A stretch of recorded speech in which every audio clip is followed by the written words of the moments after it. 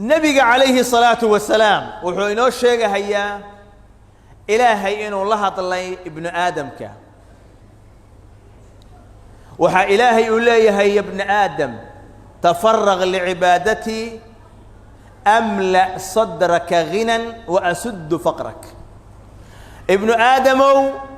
عبادة إذا التفرغ عابد دا عابد يسد إيا كشقين تطاعض إذا كشقين يسد التفرغ قلبي قاقا وحان كبو حين يا غني النمو فقري أنا إرديه سواء كأوديا بلن با إلهي كوقات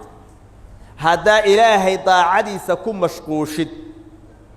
أو وحول بآخرات كهر مريسد إلهي وحو كوبلن قاد قلبي قاقا إنه إلهي غني النمو لغايو فقري أنا إلهي كأوديا وإلا تفعل أي إلهي سدا هدادا سمين أملأ يديك شغلا ولم أسد فقرك قعناها مشغول بان قورتك وقلينيا فقري قاقنا مد بوليو باهدا دوي تاقنانا يسا وحكستو هذا هيسوا باهنتا قلبي قاقا ايات كباهنتا وكقبانيسا وحان كهوريا الله dareenka kugu jira waxa weeyaan xagee ka ziyaadisa hebel see uga daba tagtaa hadaa intaas ku dari lahayd hadii intaas ay ku dhameystirmi lahayd mar hore iska cibaadeysan lahayd oo waa ka nasan lahayd waliga taas un baad ku jiraysaa ilaa geeridu ka timaado ballan ilaahay wuxuu ku ballan qaaday hadaada nin aakhira aadan noqonin ee nin adduunyo aad noqotid in qoorta lagu geliyo fakhri aad ka cararaysid oo habeen iyo maalin ay isleedahay halkan faqri baa kaaga soo dhawaanaya mashquulna qoorta lagu galiyo aad ku mashquulaysi adduunyo raadinteed waxa kaaga imaanayaana ay tahay intii lagu diiwaan galiyay oo kali ah adduunyadu qofka raba iyo qofka aan rabin oo ka cararahaya ayadu ma dhihi karto qofkan waa ay rabaa anna waan rabaa waa aadaya qofkaani waa iga jeesto waan ka jeesanaya ma dhahayso qofkaani adduunyada hadduu ka cararo waxa ka daba imaanaya intii loogu tala galay midkaana hadduu adduunyada ku mamanaado oo raadiyo habeen iyo maalinba u labisto waxa uu ka helayaa intii loogu tala galay maamul ilaahi ah oo ilaahay oo maamulayo ayaynu hoos harsanaynaa maamulkeenu waxa ka hirgelaya waa inta ilaahi uu ka ogolaado ma sha Allahu kana wama lam yasha lam yakun أسبابها رزقك اللي راديو dhibaatooyin kana looga hortago waxa kamid ah al-istiqaama ala sharci Allah ilaahay daacadiisa qofku inuu ku toosnaado oo sharciga ilaahay ku toosnaado haday kala noqoto sharciga ilaahay hadaad ku mashquulshid oo ku diinta iyo barashadeeda iyo khayrka ku mashquulshid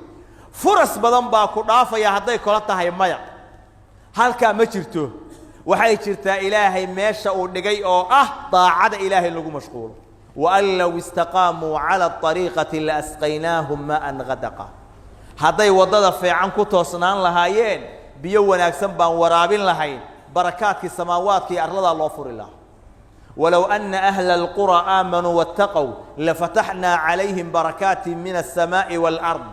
هذا يددك مقالوين كتشوغا إلهي رميان وإلهي كبقان إلهي وحو أفرها يا وحويان وأفر لها سماوات كبركات كودا إيه أرلدا وح بركية الله بالله فر الله رب كي بالله سودينا يا دول كان خيرات كيسي بالله صاريا مركزان نولبا خير يبرواقة وكدرجيا ضاعد إلهي بالمجادية وحلو راديا رزقك أو لو ضلبا صلة الأرحام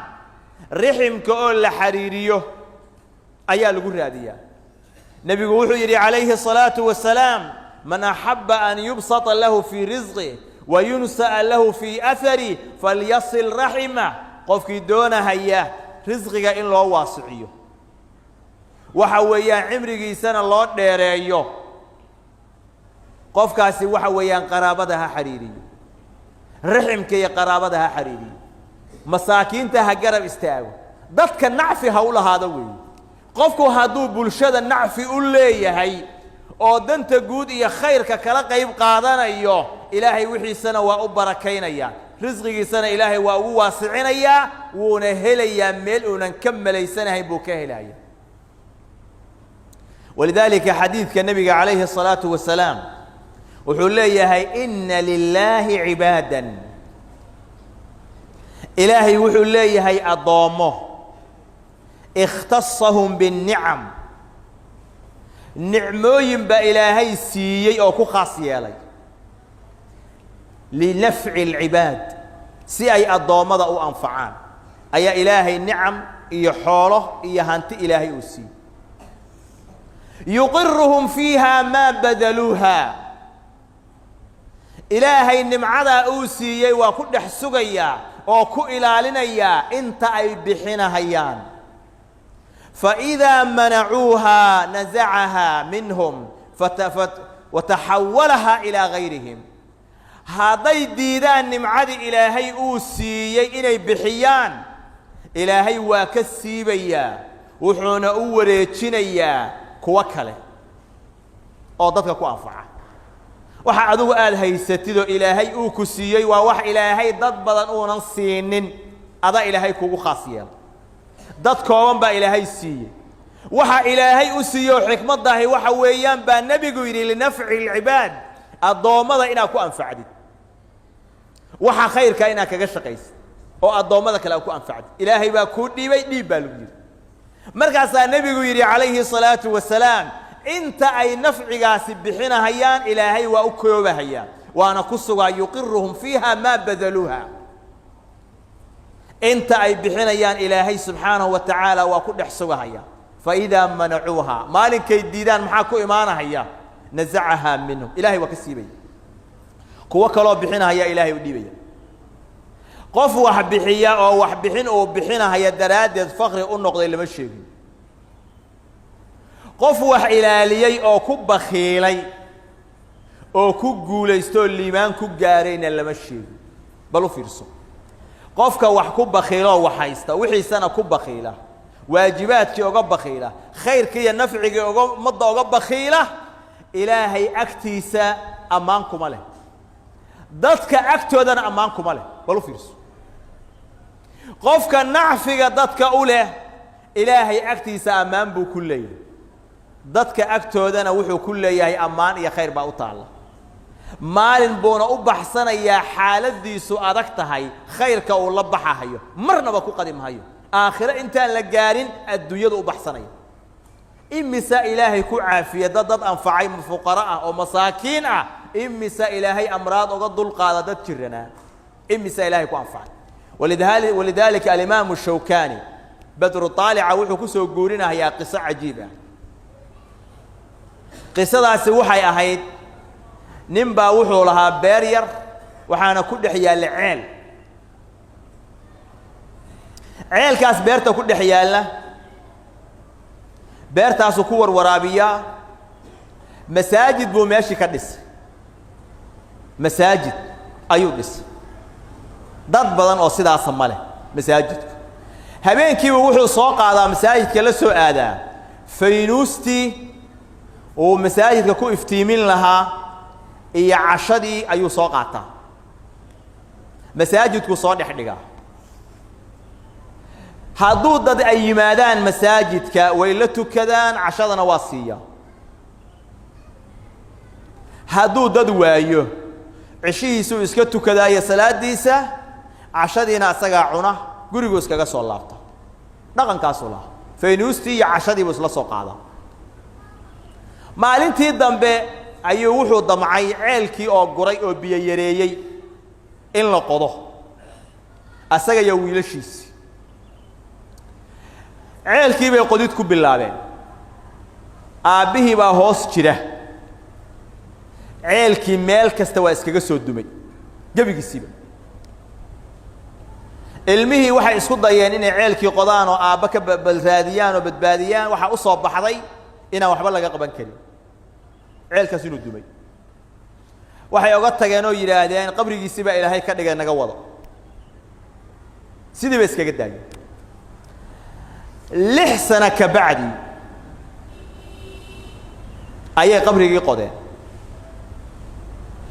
ayagoo oranaya ceelkii aan bal fiirino ayay meel kale geesa ka qodeen waxay ugu tageen aabe oo nool ayay meeshii ugu tageen way yaabeen soo bixiyeen bal waran bay yiraahdeen wuxuu yiri markii aan ceelku dumay meel yar oo god abaan galay soo dumay waxa isku kay gooyay dhagax weyn baa fuulay iridii meeshaas wixii soo dumay oo dhan iga badbaadiso aan ku jiro ilaahay iga badbaadiyay anoo mugdiga ugu weyn adduunyada mugdi la maro ku sugan ayaa waxa ii soo galay faynuusti iyo cunadii aan qaadi jiray oo isla socda ii soo galay faynuusti baa ii timaada iftiinkaas baan helaa cunadii aan qaadi jirayna meesha bay igu timaada cunadaydan iska cunaa faynuusteedana waa iftiinsadaa intaasaan halkan ku soo mooday oo ku jira qofka adduunyadan jooga sadaqada uu la baxaya cajaa'ib bay leedahay aad iyo aad nuuciyaala oo u kala duwan ahlu cilmiguna in badan ay soo guuriyaan cajaa'ib dhacda adduunyada markuu joogay hadda waxay uga tala galeen nin dhintay laakiin nuxurkii uu samayn jiro khayrkii uu samayn jiray intuu sadaqa qaada maalin walba masaajidka uu geynayo iyo faynuusti iftiinka uu ku nuurinayo baytka ilaahay ayaa loogu nuuriyay mugdiga inta leeg asagoo ku jira ilmihiisina ay ka quusteen ayaa halka loogu iftiimiyay qofku marka nacfiga uu leeyahay oo khalqiga uu leeyahay marnaba waay maayo waa helaya ilaahayna subhanahu wa ta'ala uu siinaya allahumma